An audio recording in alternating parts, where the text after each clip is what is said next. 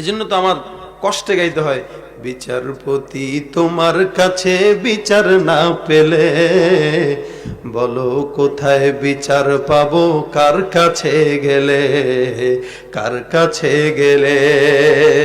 ঠিক না? পত্রিকায় দেখি নিজের মাকে ধর্ষণ করে গর্ভবতী বানাইস। আজকে কোন কেন জয় বলেন মিয়া? কত বড় নিমক হারাম, কত বড় বেঈমান হলে পরে এই কাজ করতে পারে? এটা সম্ভব এই দেশে কেন সম্ভব আমি বলি? 40 বছর হয়ে গেছে, 50 বছর হয়ে গেছে মুরব্বীর, ওর 50 বছর হয়ে গেছে মহিলার, ওর চলাফেরার ভাব দেখলে মনে হয় তার আরেকটা বিয়ে করা দরকার। কি কথা বলেন না কেন? 50 বছর হয়ে মহিলাটাকে যদি সাইড দিয়ে বলেন, আন্টি একটু চাপ দেন তো, হোয়াটস ইউর প্রবলেম? কি ঠিক না? What's your problem? কাকে আন্টি ডাকছেন? আপনাকে?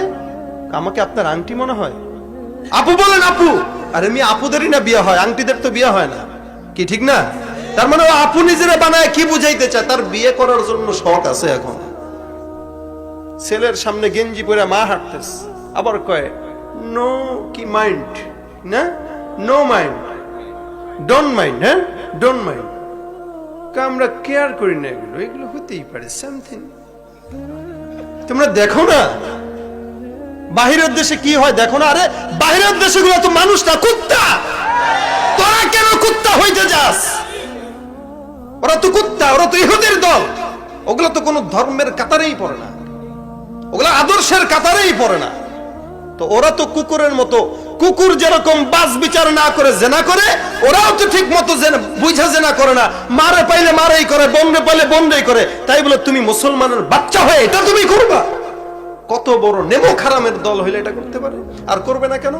ভাইয়ের সামনে বোন অর্ধেক উলঙ্গ দেহ ভাসিয়ে তারপরে চলাফেরা করতেছে। ঘরের ভিতরে বোন যেই পোশাক পরেছে, ভাই দেখলে ভাইয়ের মাথা নষ্ট হয়ে যায়। একই বাসায় আপনারা জানেন না, তাই অবাক হন না। ঢাকা শহরের বড় বড় ফ্যামিলি যেগুলো আছে, যাদেরকে আমরা সভ্য বলি, এরা সভ্যতার নামে কলঙ্ক। এরা টাকা থাকলেই সভ্য হওয়া যায় না। যাদের বেশি টাকা এগুলো বেশি অসভ্য, যার বেশি ক্ষমতা বেশি অসভ্য।